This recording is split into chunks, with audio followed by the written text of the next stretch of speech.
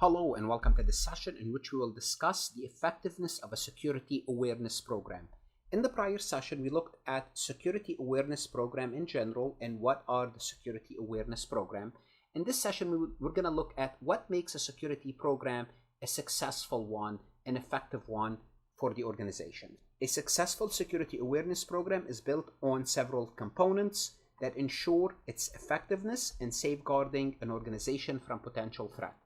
So we might conduct phishing simulations, we might have a program supporters and champions, we might also measure employee engagement, and all of those are going to be measures through various metrics to figure out how well a system is working. So these elements working together to educate and prepare employees to recognize and respond to security challenges, all of them together, working together, they will help us do what? Defend against cyber security threats. In this session, we're going to look at what's a phishing simulation, what is a program supporter, champions, and how to increase employee engagement. Before we proceed any further, I have a public announcement about my company, FarhatLectures.com. Farhat Accounting Lectures is a supplemental educational tool that's going to help you with your CPA exam preparation as well as your accounting courses. My CPA material is aligned with your CPA review course such as Becker, Roger, Wiley, Gleam, Miles. My accounting courses are aligned with your accounting courses broken down by chapter and topics. My resources consist of lectures, multiple choice questions, true-false questions, as well as exercises. Go ahead, start your free trial today. Let's go ahead and get started. Starting with phishing simulation. What are phishing simulations? They're simulations, yes. They're like the CPA simulation, right?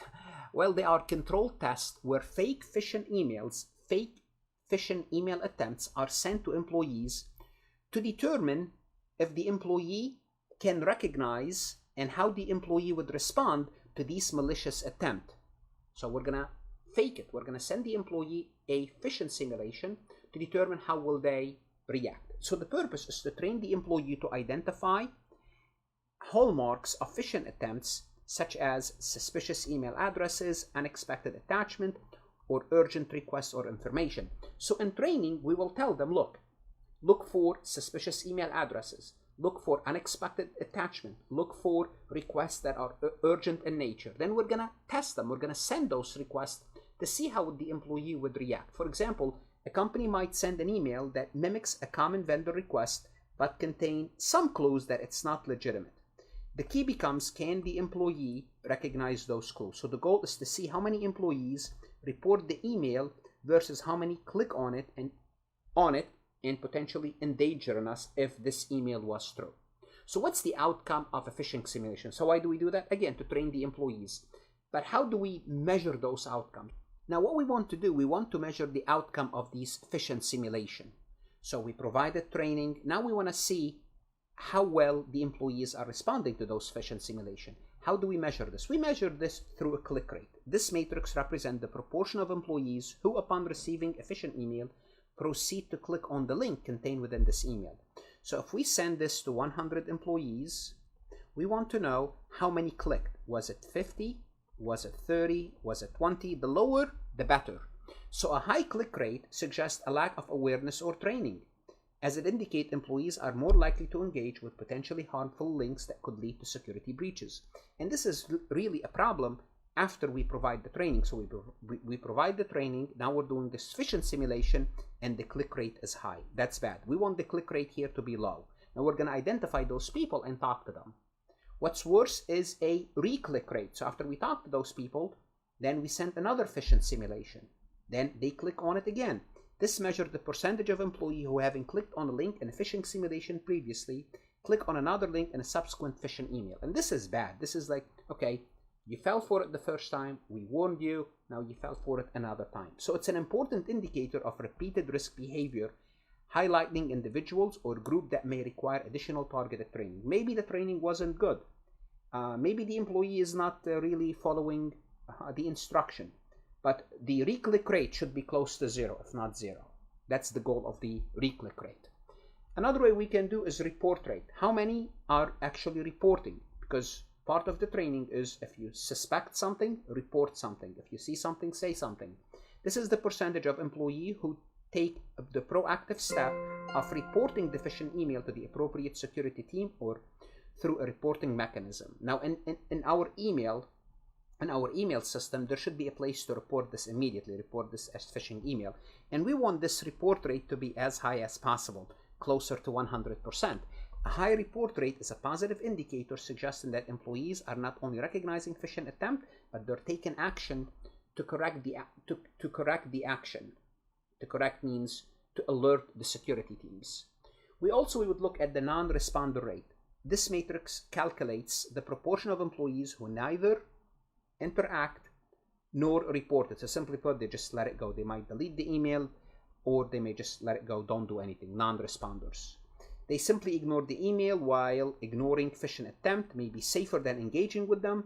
The non-responder also may suggest a missed opportunity for employees to actively report phishing attempts. They may not, they may not be on alert. They may just ignore it. But what tells us that what could indicate to us for sure that if this was a real attempt, they may not click? We don't know. So then we don't want them to be non-responders. We don't want the employees to be passive. So we want them to be active. Then we have the reply rate. How many employees actually reply? This represents the percentage of employees who respond to the phishing email, potentially providing sensitive information. Or they might respond and say, go to hell. Like, they recognize it and they tell the sender, go to hell. If they got this on a bad day, right? But we want to know, what did they reply? Like the click rate, the high reply rate can be can indicate a significant gap in employee training. Again, what are they telling them in those reply and awareness? It shows employee might not recognize the signs of phishing attempt, and they could share potentially sensitive or confidential data. So those are some of the outcome that we can measure from those phishing simulations to see how well our phishing simulations are working, how well our training are working. Program supporters and champions. What does that mean? We want individuals or a group of, one person or a group of people that advocate safe cybersecurity practices. Those individuals who advocate for security awareness program encourage participation and emphasize its importance to the company overall policy of cybersecurity. So those, they just keep talking about cybersecurity, reminding the employees, telling them how important it is. They can be leaders who provide resources and support the program, or simply put, enthusiastic employees, sub-employees. They might volunteer to help spread the word and motivate their peers. And this is what you want. You want volunteers. You want people who believe in this. For example, a department manager could be the champion for the security program by discussing on a regular basis the benefit of cybersecurity in team meetings and showing support for training initiative. How to measure this program? How to measure whether a program supporters and champions are working? Well, several measures. One is employee consultation. If you see employees are talking to those champions, to those supporters, well, this tells you that there is active participation. If they're seeking advice or information from a program champion, that's a good sign. A high number of consultation indicate active engagement and a visible, approachable presence of champion within the organization. You want that. For example, if a security question arises or an employee encounters a suspicious email, the frequency with which they turn to the champion for guidance is a direct measure of the champion's impact and visibility. If they go to the champion, it means this program is working. Also, we'll look at security behavior with and without the champions. This involves comparing the level of security awareness and practices in department that have a dedicated program versus a one that does not. Well, what do we do? By observing the differences and how each group responds to security challenges, organization can quantify the effect of a champion. So if we have a security, a program champion, and we have a better security awareness, that's a good thing. Okay, for example, a department with a champion might exhibit a lower click rate on phishing simulation compared to a department without one. This tells us maybe there's a good chance that the champion program is working, highlighting the champion's influence on promoting cautious behavior. Also, we can take a look at champion density versus security behavior. This matrix assesses the relationship between the concentration of program champions with various departments, how dense they are, how many do we have, and the observed security behavior in those areas. Density refers to the number of champions relative to the size of the department. The more we have relative to the employees, the more dense we are. A correlation coefficient can be calculated to determine the strength and direction of the relationship between champion density and security behavior. For example, if we have more adherence, that's good. We can relate this to more champions, or the frequency of secure password update. We can also relate this to champion density. The more we have, the better off we are. A positive correlation which suggests a higher presence of champions correlate with improved security behavior. What does that mean? It means the program is working. Let's spread it to other areas, other departments. We also want to take a look at employee engagement. Measuring employee engagement is essential to see how well the security program is working. By evaluating how employees interact with and respond to programs, organizer can tailor their approach to maximize learning outcome and foster a proactive security culture. Now, how can we measure this? How can we measure employees' engagement? Well, we can look at the percentage of employees completing the training. This matrix tracks the proportion of staff who finish the training program offered. A high completion rate indicates effective engagement strategies and possibly the training relevance and accessibility to employees. So we want to have high percentage of completion rate. It's a straightforward indicator. How many employees completed the program relative to the total. They're taking the necessary step to make more aware. We want this to be closer to 100%. Another indicator will be the average time taken per employee training session. So we're measuring how long they're taking to finish the program.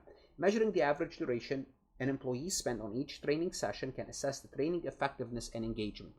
Optimal time spent suggests that the content is engaging enough to hold their attention, yet concise enough not to deter participation. If we see they are just completing yes, click, complete, that's not good. So we want to make sure they're taking their time, and by taking their time, they're engaging with the material is not boring, and they're learning something. We could take a look at the attendance count for each training session. Here we could record the number of employees participating in each session. Tracking attendance helps in understanding the appeal and perceived value of different training modules, indicating what topics may be more relevant or engaging to the workforce.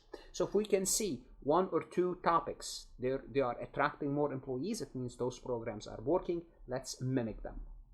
Other engagement, other ways to measure engagement, the likelihood of recommending training to others. If we can gather feedback of whether employees would recommend the training to their colleagues, is also a good positive indicator. High recommendation often reflect positive engagement and the practical utility of the training content. We could look at attendance to the referrals, counting how many employees attended the training session based on their colleagues' referrals, colleagues' recommendation. This could highlight the program's social validation and the strength of the internal network in promoting security training. The more, the better. Question about the training content. The number of inquiries or discussions sparked by the training session is a good indicator of the employee engagement and curiosity. More questions typically suggest the content is stimulating enough to provoke thought and further exploration.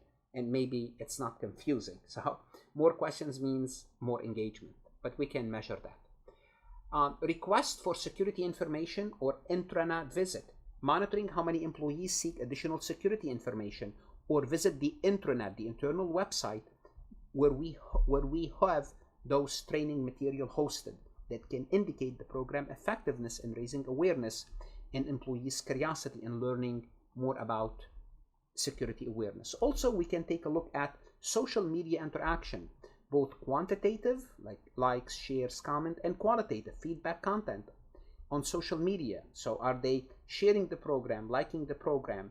In some companies, they might have their own social media network internally, or some companies, they might have a social media page for the company. We can take a look at how well employees are sharing, liking, commenting on this program. Positive engagement on the social media can amplify the program reach and influence within the organization, and as a result, increase security awareness. Let's take a look at this multiple choice question from farhatlectures.com. Which of the following matrices would most accurately measure the level of employee engagement in the company's security program? Most accurately. Is it the total number of security training sessions offered? Well, you can offer a lot of sessions, but if people don't attend, how good is it? So I would say A is weak. I will hold on that. B, the percentage of employees who completed the training. Is this a good measure of engagement. Not a bad answer. It's definitely better than A. I would say between A and B, I can definitely take A out because B is a better candidate. The number of external consultants involved in the training. Well, it might be good to include external consultant. It might be good or it may not be good. That's not a good measurement about the level of employee engagement. Just because you have external consultant, it doesn't tell us much about employee engagement. I would also, between B and C, I will take out C. The budget allocated to security training. Now, the budget allocated is also important. It's definitely the budget allocated. It tells us that people at the top are interested and they want awareness of the security program that we have, but it doesn't mean it's going to translate into employee engagement. I would say D is a good practice, but not a good answer choice. As we predicted, B is the best answer. The percentage of employee who completed the training will tell us will measure the level of employee engagement in the program. That's the best answer. B as in boy. What should you do now? You want to go to Farhat Lectures, look at additional MCQs. That's going to help you whether you're studying for the CPA exam or some other certification or accounting courses. Invest in yourself. Good luck, study hard, and of course, stay safe.